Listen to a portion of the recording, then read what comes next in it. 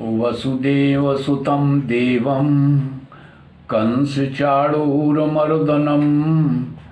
देवकी परमानंदं कृष्णं वंदे जगद्गुरुं।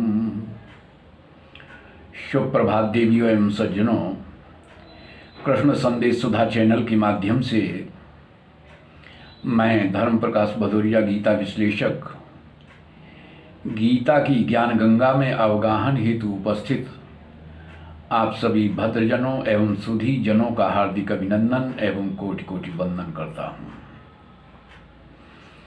पिछले वीडियो में आप सभी लोगों ने सुना था कि भगवान कृष्ण अर्जुन को समझा रहे हैं कि जो प्रकृति जनित गुणों द्वारा संपादित कार्यों को देखकर जिनका आत्मा विमूढ़ हो जाता है, वे स्वयं को कर्ता मान बैठते हैं, जबकि वास्तविकता ये है कि वे कर्ता होते नहीं।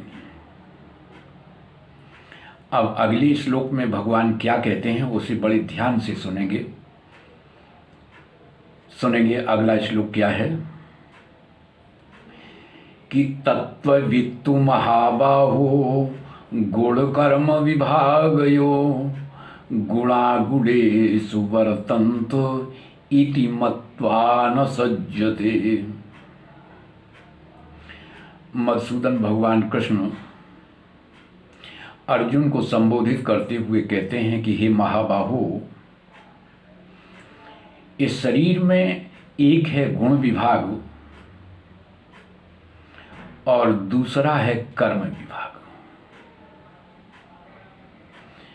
प्रकृति जनित गुणों द्वारा संपादित कार्यों के आधार पर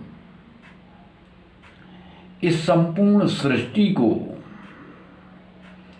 त्रिगुणात्मका सृष्टि की संज्ञा दी गई है। इस सृष्टि को त्रिगुणात्मका कहा गया है। अतः शरीर, इंद्रिय, मन, बुद्धि, ये सब के सब गुण प्रधान हैं, इसलिए इन्हें गुण विभाग के अंतर्गत माना गया। और इस शरीर द्वारा संपादित जितनी भी क्रियाएं हैं उन्हें कर्म विभाग के अंतर्गत माना गया।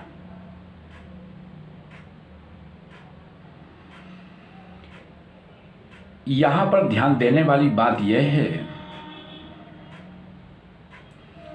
कि जो अज्ञानी जन होते हैं वे गुण विभाग और कर्म विभाग दोनों से अपना संबंध स्थापित कर लेते हैं, दोनों से अपना संबंध मान लेते हैं, इसलिए वे बंधन में आ जाते हैं। यही अज्ञानता है, यही अज्ञान है। और जो ज्ञानी जन हैं, विद्वान पुरुष हैं या तत्वज्ञ हैं, वे इन दोनों के संदर्भ में विचार विमर्श करते हैं, मंथन करते हैं और इसके उपरांत भी इस निष्कर्ष पर पहुंचते हैं कि गुणा गुणेषु वर्तन्ते, कि गुण ही गुणों में बरतते हैं, या यूं कहें कि इंद्रियां विषयों में बरतती हैं। उदाहरण के तौर पर यदि आंख नहीं होगी तो रूप कैसे दिखेगा? अब ध्यान देने वाली बात यह है कि यह ना तो प्रकृति है और ना ही पुरुष है। तो अब प्रश्न उठता है, तो फिर है क्या? यह प्रकृति का गुण है, या यूं कहें कि यह प्रकृति की अदा है कि आंख रूप को देखती है, कान शब्दों को सुनते हैं, आपने अब तक न जाने कितने शब्दों को सुना होगा, लेकिन कोई शब्द आपके कान में चिपका नहीं, और ना ही कान किसी शब्द में चिपका। इसी तरह से अब तक आपकी आंखों ने न जाने कितने रूपों को देखा होगा, लेकिन आंख किसी रूप में चिपकी नहीं, और ना ही रूप आंख में घुसा।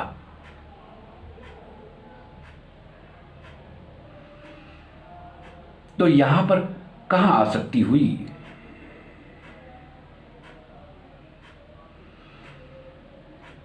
यहां पर ध्यान देने वाली बात यह है कि आंख ने रूप को देखा, कानों ने शब्द को सुना, लेकिन कोई किसी में चिपका नहीं। अब हम आप सभी श्रोताओं का ध्यान इस ओर आकृष्ट करना चाहते हैं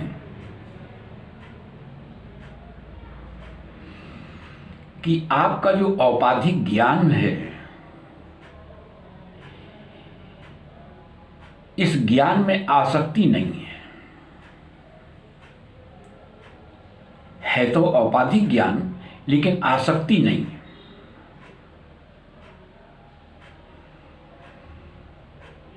जैसे आंखों ने कितने रूपों को देखकर छोड़ दिया, आपने कितने स्पर्श सुख लेकर छोड़ दिए, कानों ने न जाने कितने शब्द सुनकर छोड़ दिए, लेकिन कोई भी इंद्रिय विषय ज्ञान में नहीं चिपका, और ना ही ज्ञान किसी विषय में चिपका। यह तो एक भ्रम मात्र है कि हमें आसक्ति हो गई। इसे भ्रम कहें या अविवेक, यहां पर इन दोनों शब्दों का अर्थ एक ही है, और इसे तो मूर्खता ही कहेंगे जब कोई कहने लगता है कि हम अमुक व्यक्ति के बिना रह नहीं सकते, और वहीं पर ज्ञानी जन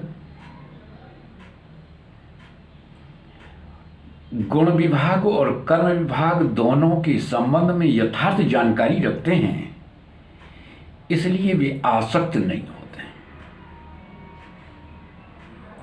अब आगे ध्यान देंगे, अगले श्लोक में भगवान क्या कहते हैं कि प्रकृतिर गुण सम्मूढ़ा सज्जन्ते गुण कर्मसु तान कृष्ण विदो मंदान कृष्ण भिन्न विचारयेतु। इस श्लोक के माध्यम से मधुसूदन भगवान कृष्ण समझा रहे हैं अर्जुन को कि हे अर्जुन, जो प्रकृति जनित गुणों में सम्मूढ़ हैं,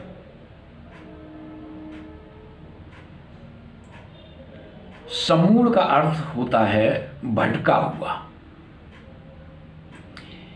यानी जो प्रकृति जनित गुणों में सम्मूढ़ हो गया है, भटक गया है, वे ही उसके गुण विभाग और कर्म विभाग में आसक्त होते हैं। जानते हैं वे कौन हैं? वे हैं अधूरे जानकार,